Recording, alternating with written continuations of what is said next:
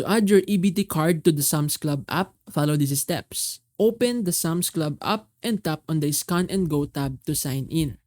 Enter the email address associated with your Sam's Club membership and the password for your Sam's Club account. If you prefer not to sign in, tap Continue without signing in. You can manually enter your membership number or scan your membership card. Once inside a Sam's Club, you should see a Welcome to Club message along with the scanner button for easy checkout. If you are outside the club, you won't see the scanner button and you will receive a message that says, "Scanning only works inside the club." You can still access all other app features including adding payment methods and viewing receipts while outside the club. Now, in the app, go to the Payment Methods section, tap Add Payment Method, and select EBT. Enter the required information from your EBT card. Once your EBT card is added, you can use it as a payment method for eligible purchases.